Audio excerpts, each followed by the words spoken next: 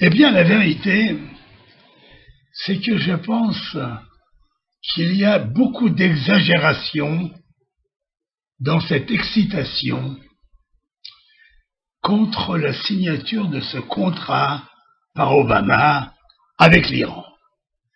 Moi, si vous voulez, je suis désolé d'ailleurs parce que, en général, je suis le plus souvent sur la même ligne que notre Premier ministre, mais là je trouve qu'il y a un peu d'excitation en trop, parce que les choses en réalité sont beaucoup plus simples.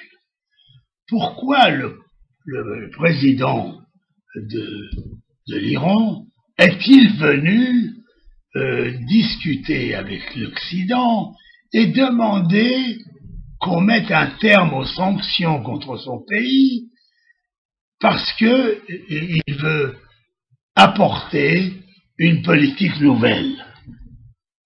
Ça, c'était déjà, premièrement, un premier geste extrêmement positif. Il était positif parce qu'il prouvait que les sanctions payaient. Bon. Alors, là-dessus, on a commencé à préparer des contrats, ça a duré assez longtemps, mais finalement, on a signé un contrat à Genève qui est pas tellement flou. En tout cas, pour Israël, il représente un avantage énorme. C'est vrai qu'on va continuer à préparer l'atome pour le civil et que ça peut permettre des évasions et des exploitations interdites.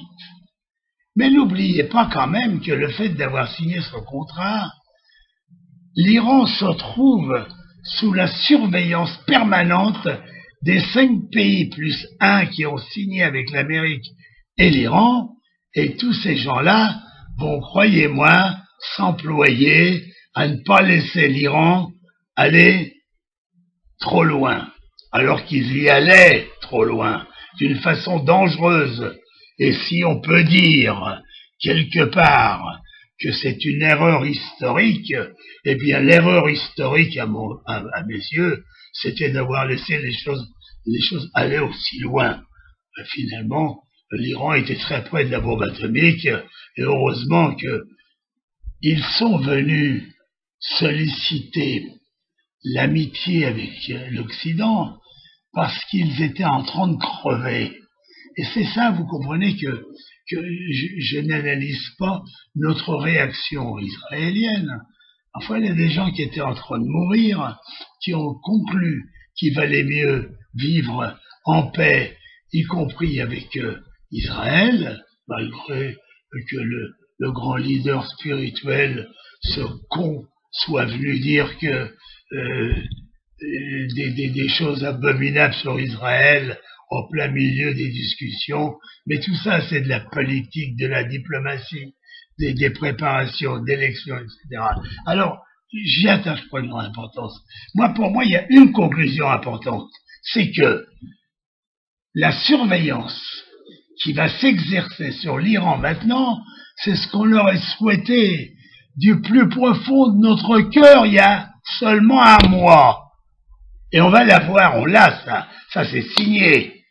On va avoir une possibilité de contrôle, d'examen permanent contre toutes leurs activités. Et il ne va pas être possible de faire quoi que ce soit sans qu'on le sache. Deuxièmement, le nouveau président de l'Iran n'est pas tellement affamé pour avoir la bombe atomique. Certainement que quelque part dans sa petite tête, comme il a Israël en horreur et le reste du monde aussi, il a peut-être des plans à long terme, mais tout le monde a des plans à long terme, plus ou moins sains, plus ou moins propres. Alors laissons tomber ces divagations. Contentons-nous d'analyser les événements tels qu'ils sont. Et bien voilà, tels qu'ils sont, je dis d'Israël, Israël, avec la signature des 5 plus 1 avec l'Iran, a obtenu quelque chose qu'il n'avait pas. Alors venir aujourd'hui, je suis pas sûr que Netanyahou a été aussi loin de dire que il cherche des preuves, il a des doutes sérieux, etc. Parce que On n'a aucune raison aujourd'hui d'affirmer des choses comme ça. Mais de toute façon, il peut faire les enquêtes qu'il veut.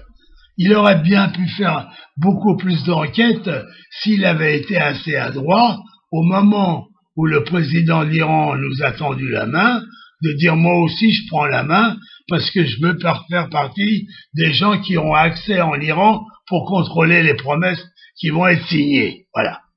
Alors finalement, vous voyez, c'est peut-être la première fois que vous allez me voir un peu en contradiction avec les théories d'Israël. Je pense que il y a trop d'affolement, trop de panique, trop d'excitation.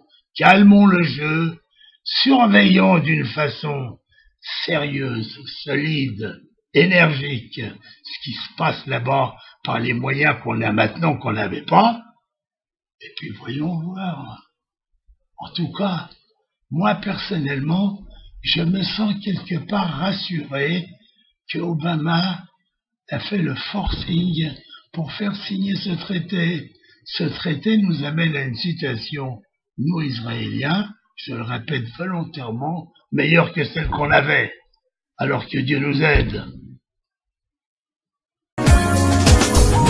Dizengoff Center, l'espace commercial le plus vaste et le plus diversifié d'Israël. Dizengoff Center, une destination à ne surtout pas manquer lors de vos prochains séjours à Tel Aviv.